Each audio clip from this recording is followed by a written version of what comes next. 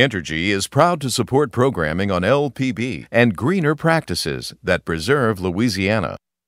The goal of our environmental and sustainability initiatives really is to ensure that our kids and future generations can be left with a cleaner planet. Additional support provided by the Fred B. and Ruth B. Ziegler Foundation and the Ziegler Art Museum located in Jennings City Hall. The museum focuses on emerging Louisiana artists and is an historical and cultural center for Southwest Louisiana. And the Foundation for Excellence in Louisiana Public Broadcasting, with support from viewers like you.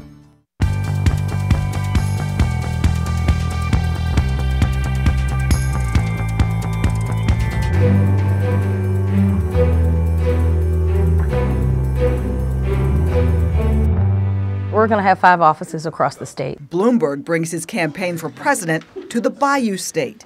But he knows when he's working that that's his job. Diesel is a dog with a gift. He spreads calm wherever he goes. Single women pay higher premiums than married women. Drawing the short stick on the cost of car insurance. Hi, everyone. I'm Natasha Williams. And I'm Andre Morrow. Much more on those top stories in a moment on this week's edition of SWI. But first, a look at other news making headlines across Louisiana. The weekend before Fat Tuesday is upon us, and with it, an uptick in parades rolling through New Orleans. The weekend features Bacchus and Endymion, 2 of the season's biggest. Plus, in Baton Rouge, the Spanish Town Parade Saturday will put an exclamation point on Carnival in the capital city. Mardi Gras Day, Fat Tuesday, will see parades and festivities take place in cities and towns throughout the state, with Zulu and Rex taking center stage in the Crescent City. President Donald Trump gave a pardon Tuesday to the man who paid possibly the most famous bribe in Louisiana history. The notorious case that involved former Governor Edwin Edwards and Eddie DeBartolo Jr. DeBartolo was still owner of the NFL San Francisco 49ers when he pleaded guilty to paying off Edwards to win a riverboat gambling license. His testimony was key in Edwards' conviction that sent the 4-term governor to federal prison for more than 8 years. Governor John Bel Edwards this week joined the mayors of New Orleans and Baton Rouge to kick off awareness about the 2020 U.S. Census. In December, the governor signed an executive order to create the Louisiana Complete Count Committee, saying every Louisianan should stand up and be counted in the census. The governor has created a study group to identify and respond to the decline in the state's rural communities, where population has dwindled with job, infrastructure, and education problems. The Council on Rural Revitalization will look at ways to address the many problems, including broadband access, and hopefully find some financing options to address the issues. Ochsner Health System has a plan to keep the best and brightest in the state around for a while. Ochsner President and CEO Warner Thomas says, "We're going to pay their medical school if they make a 5-year commitment to stay in Louisiana and practice at Ochsner." The plan is for people who intend to practice primary care medicine and psychiatry. The program will start with 30 students this summer. A federal transportation grant worth more than $13 million is going to upgrade the port of South Louisiana. The money will enhance its industrial park and allow it to carry heavier cargo. The port extends 54 miles along the Mississippi River between Baton Rouge and New Orleans, with a headquarters near Laplace. The money from the U.S. Department of Transportation will pay to expand the bulk cargo warehouse, make conveyor improvements, improve access roads, and more. Work should begin in about 3 months. An LSU geology professor now has a scientific namesake. A newly discovered variety of the gemstone tourmaline has been named for Barbara Dutro. Italian researchers named Dutroite for her because of her contributions to mineral sciences. A decision from the Board of Regents had been in the works for weeks, but a vote came Wednesday to boost its minimum admission standards for public universities by adding the threat of fines for campuses that disobey the requirements. The Regents approved the adjustments without objection. When Insurance Commissioner Jim Donelon spoke Monday to the Baton Rouge Press Club, there were a couple of things he said that really stood out. Yeah, Louisiana remains #2 behind Michigan with the highest car insurance rates in the country, to go along with almost the worst 49th per capita income. Something else he said did not sit well with women, the fact that these days a single woman pays the highest car insurance rates. If you're married, though, you don't pay as much. As I traveled the state and saw many legislative races being played out, debates, forums, speaking engagements all around the state, nothing resonated as loudly in those venues than did the cost of auto insurance. And in particular, the commercial auto arena for loggers, for school bus drivers, for non-emergency medical transport folks, who I have met with representatives of all of them over the past couple of years, and their frustration and their pain is real. The market is challenging for both personal and commercial, and it's in large part due to our claims to litigation ratio. The problem and the cost, the average cost for Louisiana, is concentrated in metropolitan New Orleans, not just New Orleans, metropolitan New Orleans to include Orleans, St. Bernard, Jefferson, and Plaquemine. And in those 4 parishes, the average cost of auto insurance is 25% higher than the average cost for the rest of the state. And in the 4 parish area of East Baton Rouge, West Baton Rouge, Livingston, and Ascension, the average cost of auto insurance is 13% higher than the average cost statewide. Single women pay higher premiums than married women because of actuarial data that's used in every of the 50 states. It doesn't matter if you're a teenager, single woman, or if you're a widow, or if you're a divorcee.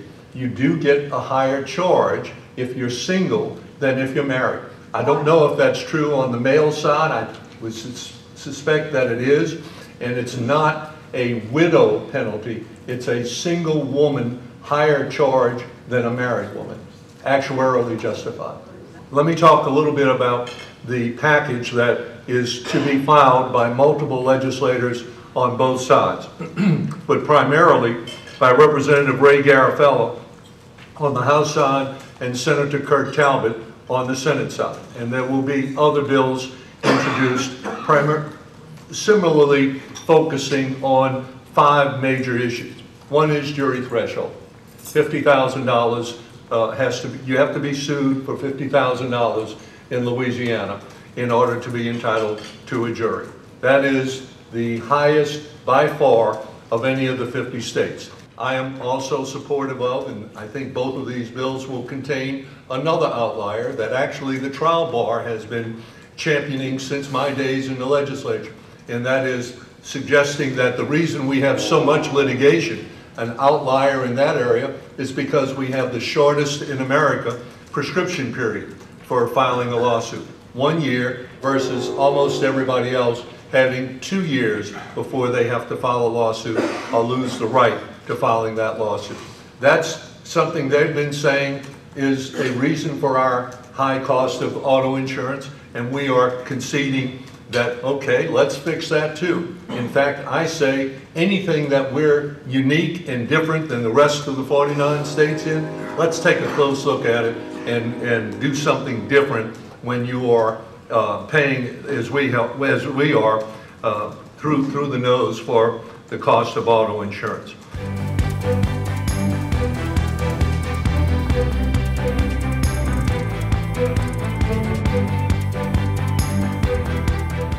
Michael Bloomberg, former New York City mayor, made his first appearance on the debate stage in his quest to become president Wednesday night in Las Vegas. The political heavyweight has spent hundreds of millions of his own money to try to win the nomination and beat Donald Trump. And now Mr. Bloomberg has set his sights on the Bayou State, opening campaign offices throughout Louisiana. Okay. Are y'all got enough? Okay. Alrighty. Yeah, Veronica, that sounds good. All right. Ready for me? Political director Kia Bickham is busy organizing the new Mike Bloomberg for President campaign office in Baton Rouge, but says she's been working for Mr. Bloomberg for years, so to speak. I am a direct product of Mike's investment in the state of Louisiana. I spent 6 years working for the city of Baton Rouge when Mike had a vision to put executives within city government that focuses on how to solve problems without the resources, utilizing and gathering volunteers to address some of the city's most pressing challenges. Bickham says he invested his own personal money to help several cities in the Bayou State better. He created a chief service officer position, and that he invested in Baton Rouge was one of the first 10 cities that he funded through Bloomberg Philanthropies to really talk about making a difference. So I know Mike without being the presidential candidate Mike.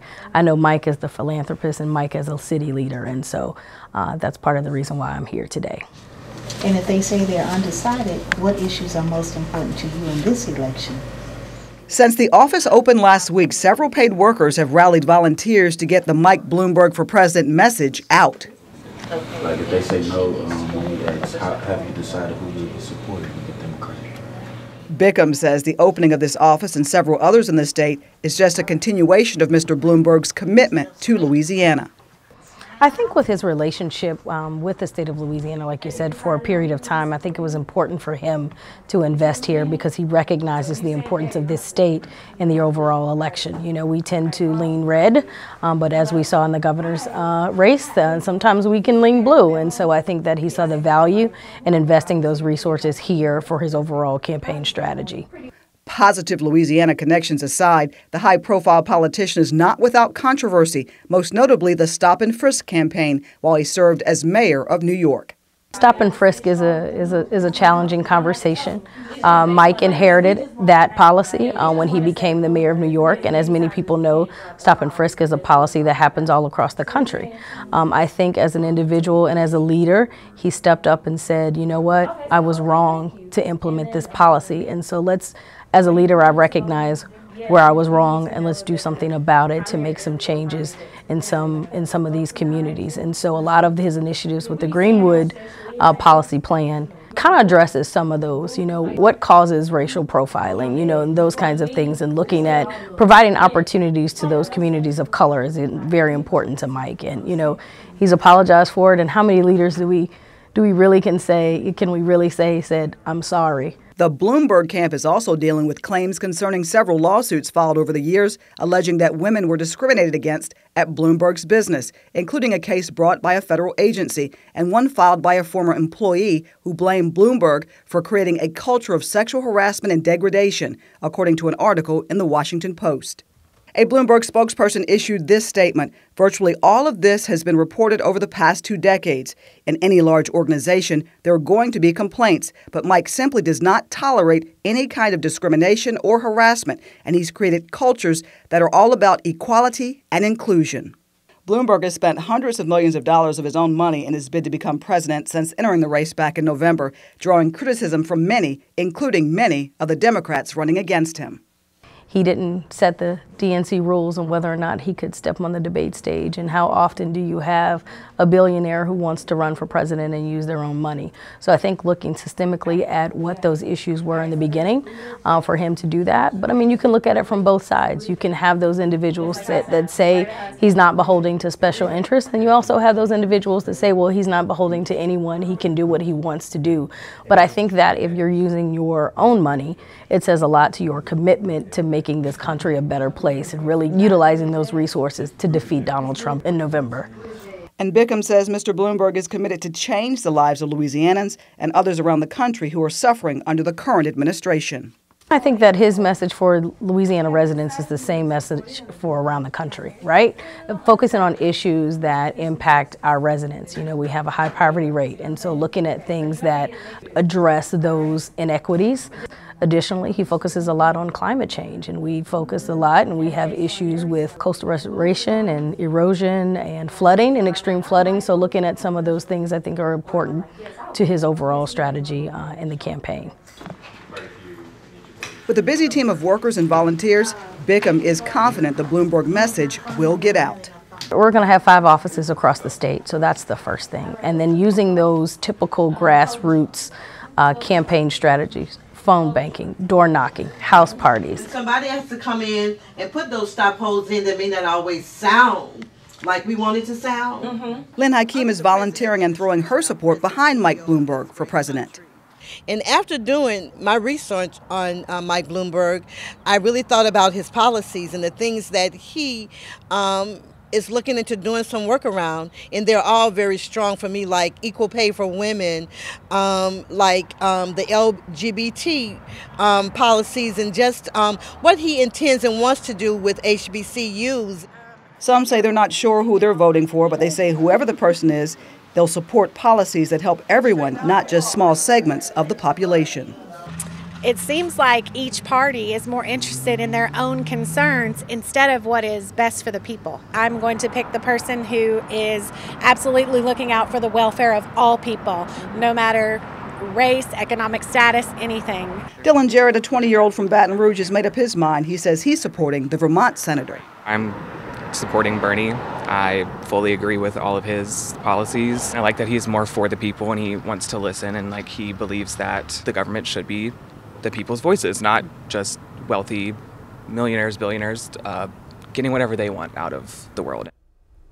Well, lots of voters and lots of opinions with several more months before the election, but with unlimited resources, you can expect to see a lot more Bloomberg ads and signs throughout the state, and maybe even a Bloomberg visit leading up to our primary in early April.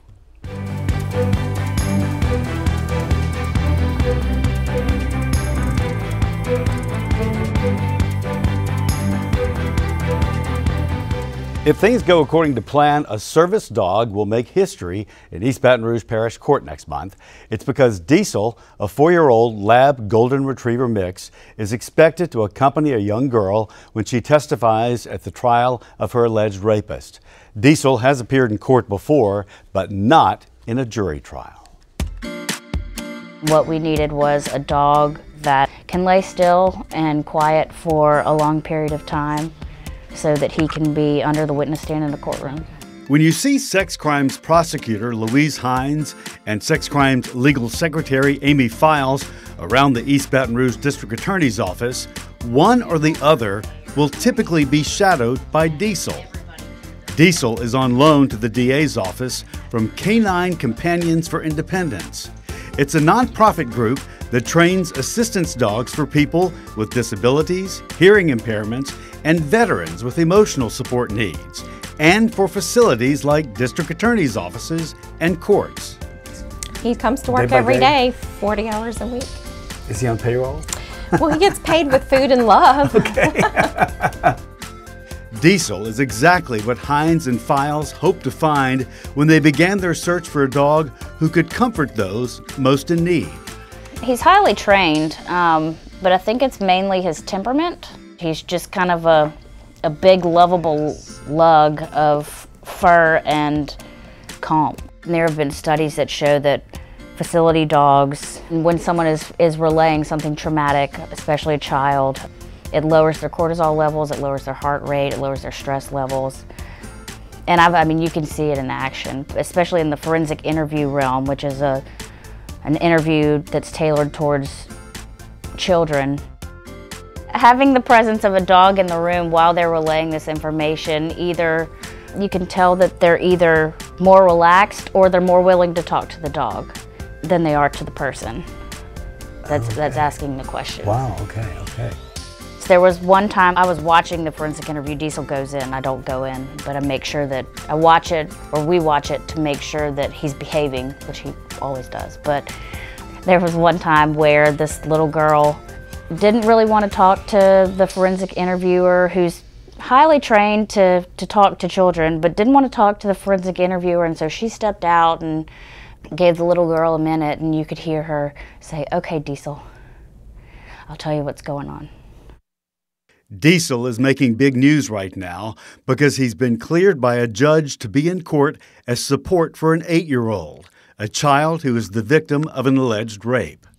The defendant's lawyer argued the jurors could be more likely to sympathize with the alleged victim if she had a dog sitting loyally by her side. The worry is a fair one. You don't want anything that's going to upset a defendant's right to a fair trial. As prosecutors, We're tasked with prosecuting, of course, but we're also tasked with prosecuting within the confines of the law and making sure that it's a fair process. In the hearing, it came out that they didn't want it to be a sympathy card. Yes. And that's not the goal. So there are protocols in place to make sure that anybody who uses diesel can do so, and diesel's use or the knowledge of diesel's use is isolated enough to where the decision makers in the room, the jury, doesn't really know that he's there when he's in fact there and being used. Right, right. Diesel is trained and certified, and he'll be placed in the courtroom so that the jury does not see him. He is for our victims, but he also helps the people that work here. Working in sex crimes is sometimes a bit stressful, and so he lets us love on him as well when we're having a rough day, and then we meet with our victims in cases if they need his love and attention to be able to talk about what happens to them. He mainly hangs out with kids. He does hang out with adults, but a lot of kids naturally have no boundaries, and so they will put cars, action figures, whatever on his body, and just, because he lays like this for... And just cover him. Yes, cover him, or give him massages with the cars. There was a little boy who, as Diesel was standing up, went under him and said, "Diesel's a bridge," and then he did like this to his eye, and he's like, "Ah, Diesel's a pirate." He kind of just lets him do whatever. He lets my daughter do whatever too. What are things that amaze you about Diesel? Just his ability to be calm and loving and able to do his job, but then he can be a dog and play. But he knows when he's working that that's his job, and he likes to come to work. He likes to do his job. It's just a calming, just to love on him, and he's not going to go anywhere, and he's going to let you sit here and rub on him, pull on his ears or whatever, and it's just a calming influence, and that's what he's there for, to absorb your emotion and the nervousness, and he does that, and he feels that. So for him to be able to do that for other people, and especially child victims or rape victims, it's just amazing. And to be able to work with him every day it's a dream come true. Way to go, Diesel. There are 12 working assistance dogs from Canine Companions for Independence in the state. 2 others are also courtroom dogs. Those are in Hammond and in Colfax.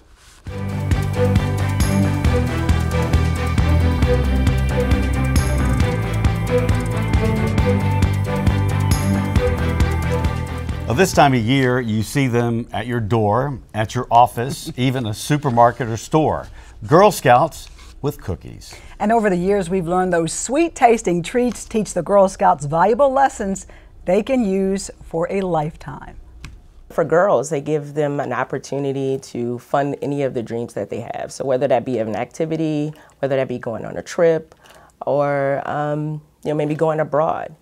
But for us, there's a skill building aspect as well. We learned that through our research, the Girl Scout Research Institute, that girls learn 5 skills when they participate in the cookie program. And those skills are going to be goal setting, decision making, money management, people skills, and business ethics. So we really feel like those skills translate really well to their adult life and ultimately to their career. Although the cookies roll out every year on schedule in January with all your favorites and sometimes a new flavor or two, it's a year-long process to keep that well-oiled machine going. Right after our sale ends, we go right into the planning process. There's training, there's delivery agents, there's bakers. So it's a lot of work that goes into it, but it is such a rewarding time for girls. Over the years, just as their cookie business has grown and changed, so has the way they do business. Some of it is tried and true, right? The girls still go door to door. That's still an important part of the sale, getting those people skills. But as girls have evolved and as technology has evolved, we have had to evolve as well. And so we've brought in a lot more technology into our space. Girls now have a web store that they can go online and customers can support them and have items shipped to them. We also take credit cards at boot sales. So, really just trying to prepare girls for their life of entrepreneurship.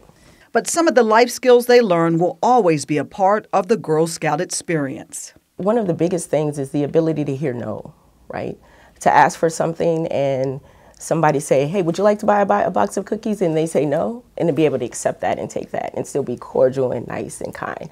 And so I think that is one of those traits that will never get old, and that's something that we, encourage girls to learn. Girl Scout cookie season is in full swing. Thanks to technology, you can buy them online and have them shipped directly to your home, or look for your Girl Scouts selling those cookies at many storefronts and door to door. And as a reminder, LPB is currently taking nominations for the 25th anniversary of Louisiana Young Heroes. Yeah, Young Heroes honors high school students, grades 9 through 12, who serve their communities, have overcome adversity, or have inspired others through their actions and strength of character. Nominations close on Monday, March 16th. If you'd like to nominate a Louisiana Young Hero, go to lpb.org/heroes. Friends of LPB has a goal this year to have 20,000 friends by the end of 2020. It's easy to do. Go to your website, lpb.org, and look for this graphic and become a friend. Help us reach our goal. And while you're there, there's this neat survey that tells you what you like about us and the programs we have and how you watch us. We'd like to know all of that. Yeah, so let us know. We have some sad news to pass along to you right now. Henry Gray, a beloved Baton Rouge blues singer and pianist, he died this week in Baton Rouge. Gray was a musician for most of his life, more than 80 years performing throughout the U.S., Europe, and Japan. His festival performances included 39 gigs at the Jazz Festival in New Orleans. Henry Gray was 95 years old, a long and storied life. And doing music 80 of his 95 That's years. amazing. Well, that's our show for this week, everyone. Remember, you can watch anything LPB anytime, wherever you are, with our brand new app. Download it for free from your app store. This upgraded version features news, public affairs, documentaries, how-tos, and many more programs. And please follow us on Facebook, Twitter, and Instagram. For all of us at Louisiana Public Broadcasting, I'm Andre Morrow. And I'm Natasha Williams. Thanks for watching. Until next time, that's the state we're in.